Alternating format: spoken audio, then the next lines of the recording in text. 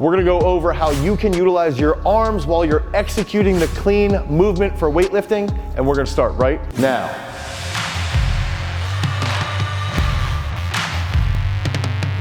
Now, a lot of people don't really know what to do with their arms. They're told things like, oh, just think about your arms as ropes, but then there's no tension.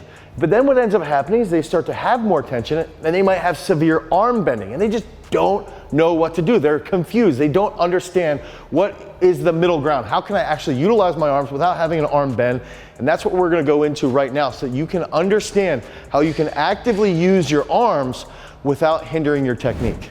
Okay, so when we're talking about what our arms are gonna do, we have to figure out how to even establish that grip. So what I like to do easy right off the bat is to establish that foot width is gonna be about 1 foot width specific to the individual, okay, apart. Now, the next step is going to be establishing where our grip goes. And we want the crook of our elbows on the outside of our knees, the outside of our knees. So that's gonna establish the grip here. So we've got Ryan McDonald, youth national champion. He's clean jerked 110 kilos.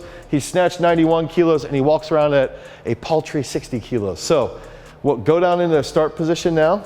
The big key factor when we're talking about starting, we wanna see a little bit of wrist flexion here. Okay, just a little bit of active wrist flexion here.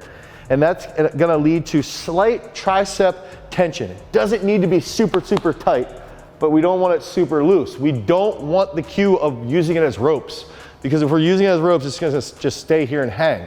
We want a little bit of tension. Now, the next key factor with our arms is we wanna have activation in our lats, okay? Activation in our lats, and all throughout the scap, we wanna pack our scap and activate our lats here and squeeze with that upper back.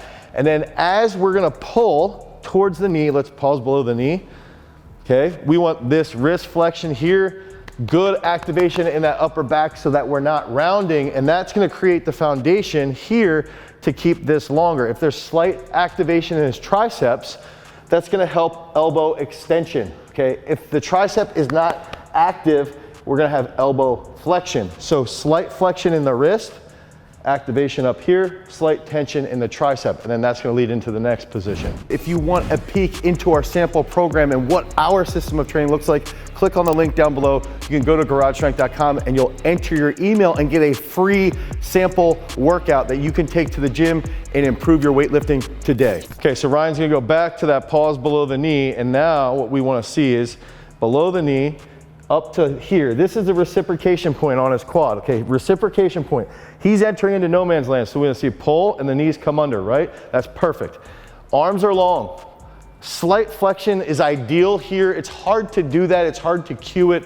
Just try to think that to keep your lats a little bit more activated, and that's gonna help keep the bar close. If we keep our feet flat and our knees come under the bar, okay, that's gonna keep the bar tight as we make contact. Notice, still packed in his scap, traps firing, everything's firing to try and hug his spine. He's got slight tension in his tricep to make this elbow hold extension, okay?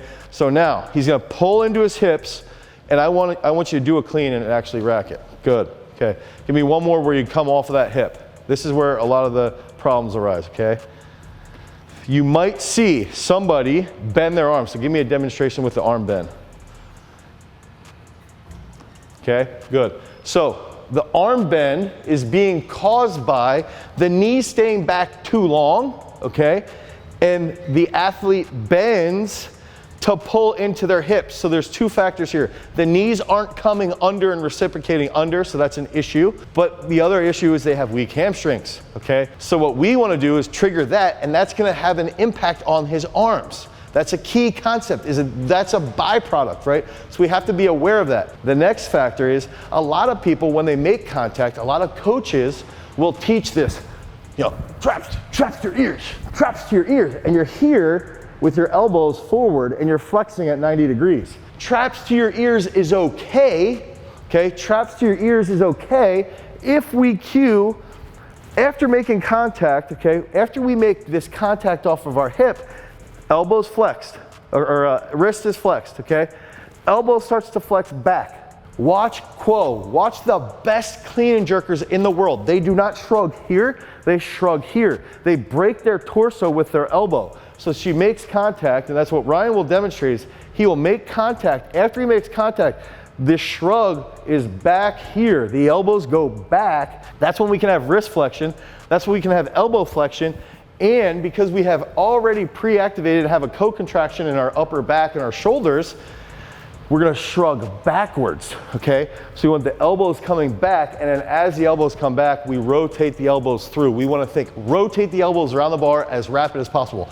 Elbows around the bar as quickly as possible, and that's gonna take us into our last key cue. So Ryan's gonna demonstrate wrist flexion, make contact, elbow flexion back behind his trunk, shrug and rotate with the upper back squeezing. Good. So elbows back, shrug back. That keeps the bar tight. If we're shrugging up and forward, the bar stays forward and it's gonna crash on us. There's a reason why if you have an athlete like Ryan who's 60 kilos and he's 14 and he can clean and jerk 110 kilos, it's because of his technique and what he's doing in the shrug so he doesn't get smacked in the catch. Same with Haley Reichert. She's the youngest female to ever clean and jerk double body weight from the United States, and she has this shrug with her elbows coming back and wrapping those elbows around, okay? So one more, pause in the bottom here, because this is a cue I like to use for arms, okay? Elbows through the heels. That creates tension from the elbows into the heels. Then the entire trunk is activated, but it all goes back to that arm cue, okay? Elbows up in the catch, elbows up through the heels. So let's go back to the start position. We want active packing up here, slight extension in the tricep, wrist flex. As he pulls into the contact, you can do a full clean. Good. The elbows stay extended, okay? There might be a slight arm bend that's not horrible, especially if we're talking about specific athletes for sports performance, but ideally there won't be an arm bend. There might be a little bit, and it's okay. It's not horrible. We're gonna make contact. After we make contact, this wrist flexion, elbows wrap rapidly, elbows wrap rapidly, and we drive the elbows up through our heels when we get into the catch. And that is exactly how you use your arms when you're executing a clean. If you need help with technique, we put together an entire weightlifting technique course to help sports performance, to help athletes learn how to clean, jerk, snatch properly. You can click on the link down below, head over to garagestrength.com and pick up our weightlifting technique course. If you want more content around weightlifting technique, click on this card right here. Until next time, guys, peace.